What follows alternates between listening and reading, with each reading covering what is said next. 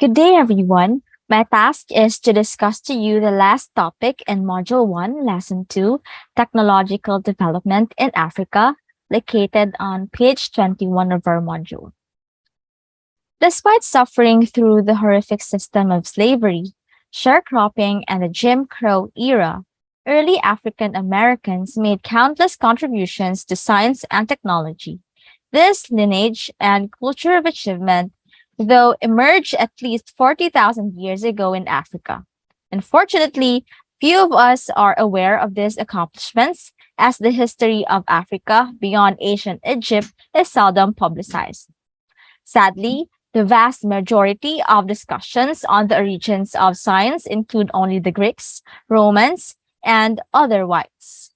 But in fact, most of their discoveries come thousands of years after African developments, while the remarkable Black civilization in Egypt remains alluring. There was sophistication and impressive inventions throughout ancient sub-Saharan Africa as well. There are just a handful of scholars in this area. Despite this, it still should be evident that ancient people of Africa, like so many other Asians of the world, definitely had their genius. Africa is the continent that has the world's oldest records of human technological achievement. The oldest stone tools in the world have been found in Eastern Africa, and subsequent evidence for tool production by our ancestors has been found across sub-Saharan Africa. Using science and technology is the very essence of human existence and survival, which is indigenous. According to many sources, indigenous science existed where women were responsible for the African pottery industry and for iron smelting when West Africans began to smelt iron around 400 BC. The history of science and technology in Africa since then has, however, received relatively little attention compared to other regions of the world, despite notable African developments in mathematics, metallurgy, architecture, and other fields.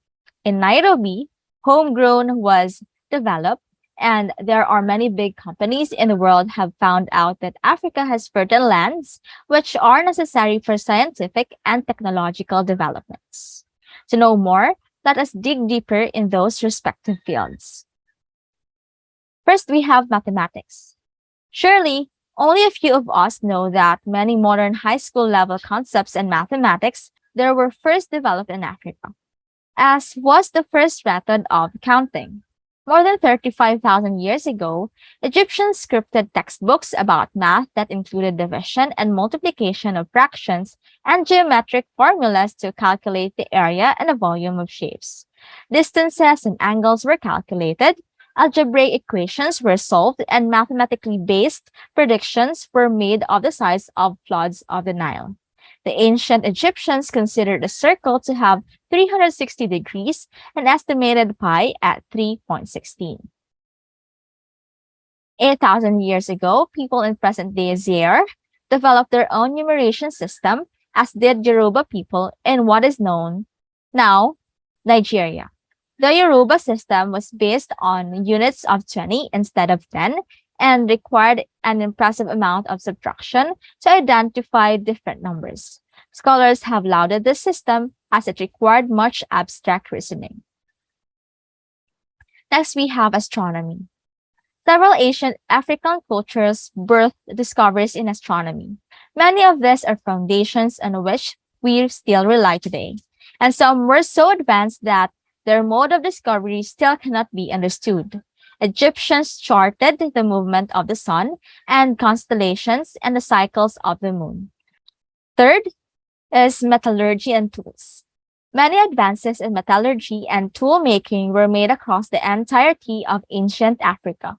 This includes steam engines, metal chisels and saws, copper and iron tools and weapons, nails, glue, carbon steel and bronze weapons, and art.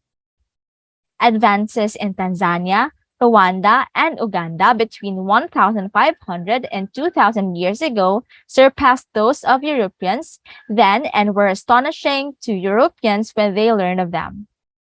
The fourth one is architecture and engineering. Various past African societies created sophisticated built environments. Of course, there are the engineering feats of the Egyptians and the more than 80 pyramids. Later, in the 12th century and much farther south, there were hundreds of cities in Zimbabwe and Mozambique. There, massive stone complexes were the hubs of cities. Fifth one, medicine. Many treatments we use today were employed by several ancient people throughout Africa.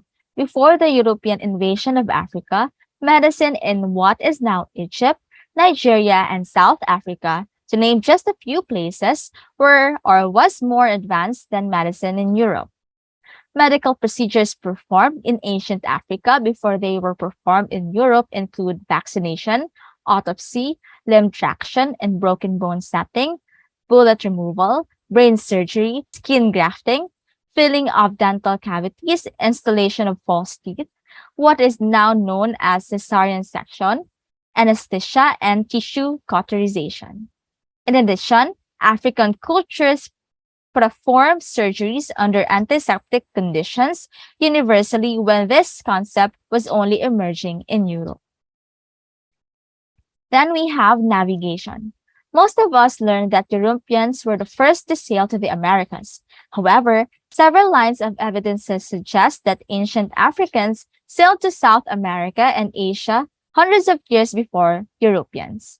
Thousands of miles of waterways across Africa were trade routes. Many ancient societies in Africa built a variety of boats, include small reed-based vessels, sailboats, and grander structures with many cabins and even cooking facilities. To date, Africa is a developing continent, but its unstable economic state continues to put the already vulnerable regions, such as the rural areas, in a further socioeconomic decline. The global coronavirus pandemic has threatened economic development and growth in numerous ways. Data from the World Bank suggests that the sub-Saharan Africa region is heading towards the state of recession for the first time in 25 years.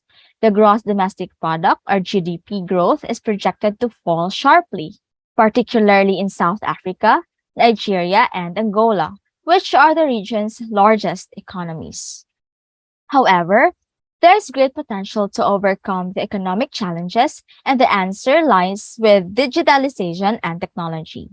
Adopting digital technology innovations is essential in building economic development and growth frameworks that will open opportunities for all countries in Africa.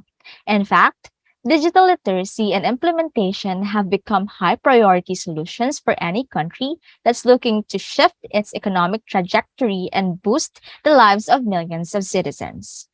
We've seen many African countries leading digital transformation with the rise of tech hubs and startups.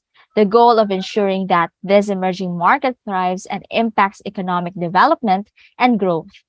It has to expand beyond niche circles. African leaders have promised that their governments have to fund projects in science and technology, since this is very important for the country's economic development, but they were not able to give concern for this issue for a long time. In Summit of African Union, leaders in January 2007, they have agreed to allocate 1% of their gross national product in 2020 for this purpose. Since there are skilled, creative, and educated young Africans together with the government's implementation and investments on science can be of great help to transformation of Africa and the improvement of the Africans' well-being.